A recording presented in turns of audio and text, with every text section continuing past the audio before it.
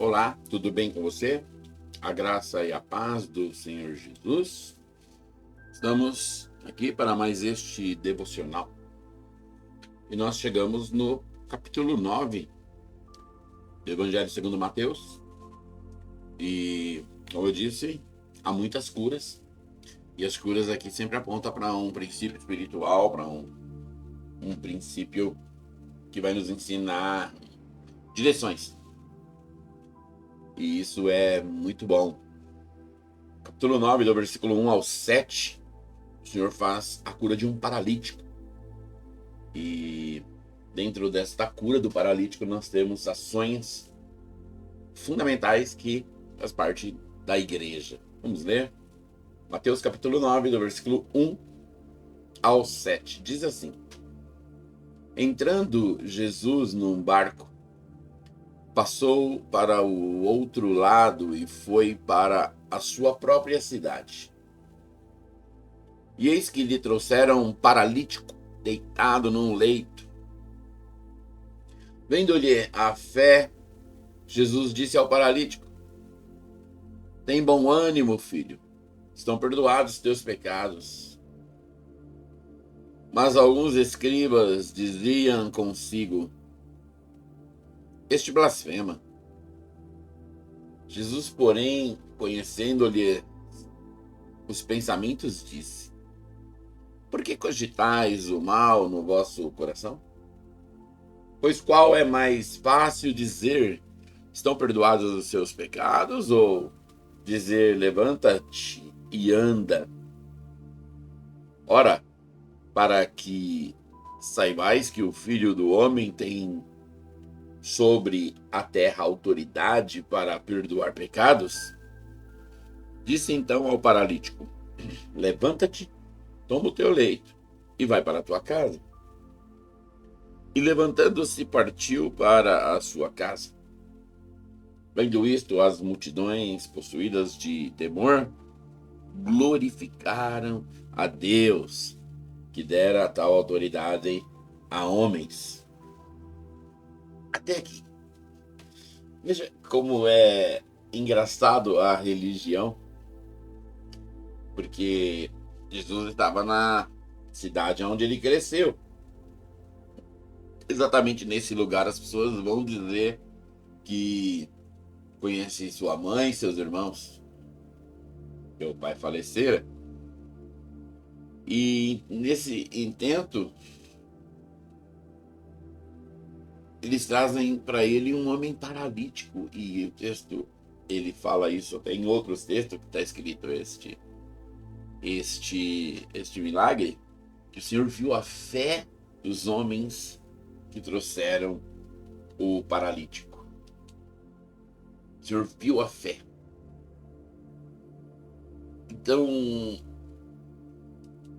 você lendo esse mesmo episódio desse milagre lá em Marcos, do capítulo 2, dos versículos 1 ao 12, você vai ver onde é que fala que Jesus viu a fé dos homens. Havia uma grande multidão dentro da casa e fora dela. Eles não conseguiriam levar aquele paralítico deitado ali dentro. Tinha muita gente doente, querendo a cura. Então não dava para falar: prioridade aqui, um paralítico. Então eles subiram na laje, quebraram um buraco e desceram o homem. Fica imaginando, você tá pregando num lugar e tem alguém lá em cima na laje. Pá, pá, pá, quebrando o buraco. E desceu o homem. E Jesus tá olhando. Ele tá olhando. Ele para de pregar e fala: Vamos ver o que eles vão fazer. E eles descem o homem. E quando desce o homem, o que o Senhor fala pro rapaz? Seus pecados estão perdoados. Não era bem isso que você esperava ouvir do Senhor se você tivesse paralítico numa cama. Mas infelizmente, nós pensamos sempre no imediatismo. Você sabe, você quer que Deus te dá as coisas.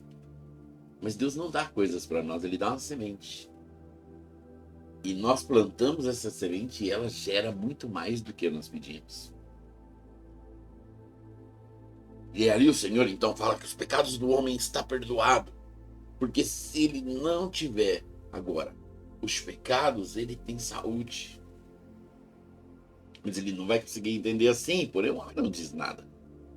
E quando o Senhor então perdoa os pecados daquele homem, alguns escribas, falamos quem são eles, começa a blasfemar, mas só entre eles.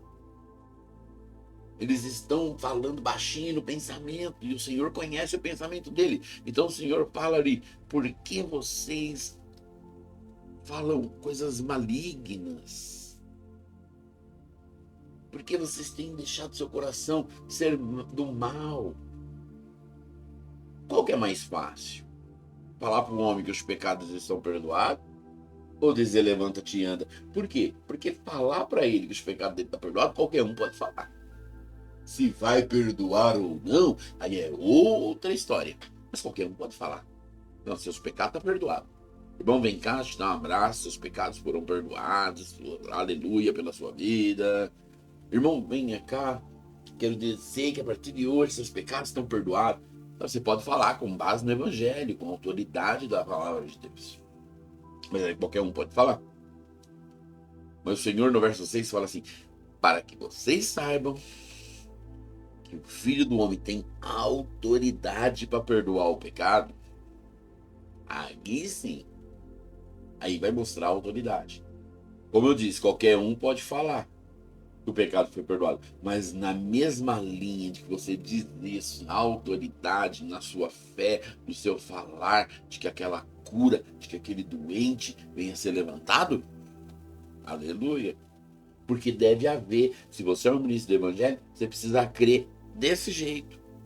E o Senhor então diz àquele homem, ainda no verso 6, levanta-te, toma o teu leito e vai para casa. E o que o homem fez? O homem que desceu numa maca por cima do telhado, ele levantou e foi para casa andando. E o que aconteceu?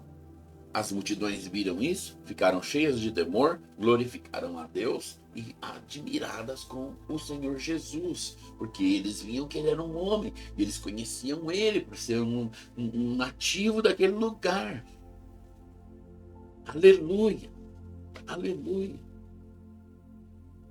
Presta atenção, as pessoas nos conhecem, as pessoas conhecem a mim, as pessoas conhecem você, as pessoas conhecem nossas falhas, as pessoas conhecem nossa história. As pessoas não têm nenhum apreço por que nós falamos ou por aquilo que nós estamos querendo ensinar. Mas quando verem os milagres, quando verem que a mão do Senhor é sobre as nossas vidas, quando verem a manifestação do poder de Deus sobre as nossas vidas, elas crerão, elas glorificarão, elas terão temor de Deus. Por isso, deixa eu te falar uma coisa, você precisa ser um agente de fé, mas fé em quê? Fé no Senhor Jesus, fé na cura, fé que o milagre acontecerá, ou que o Senhor te levante como um instrumento, como um homem, uma mulher de Deus com capacidade. Por isso você precisa orar todos os dias, você precisa buscar o Senhor todos os dias, você precisa desejar que o Senhor te encha de vida, de plenitude, você precisa crer que o Senhor vai te alimentar com o pão do céu e você vai comer e viver milagrosamente, mas ao mesmo tempo você vai poder passar este pão adiante. Eles te ouvirão, não darão valor, mas quando verem as coisas acontecendo, glorificarão o Senhor, mudarão a visão a seu respeito, mudarão os pensamentos ao seu respeito e dirão: o que é que tem acontecido com este varão? O que é que tem acontecido com esta varoa? Oh, seja uma pessoa do milagre, seja uma pessoa de fé no milagre, em nome de Jesus.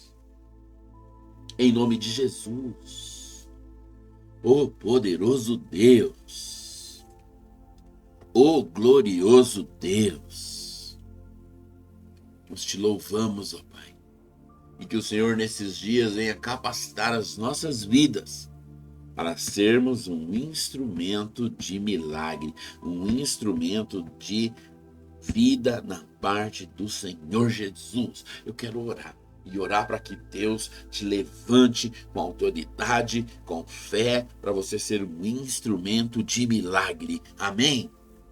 Pai amado, em nome de Jesus.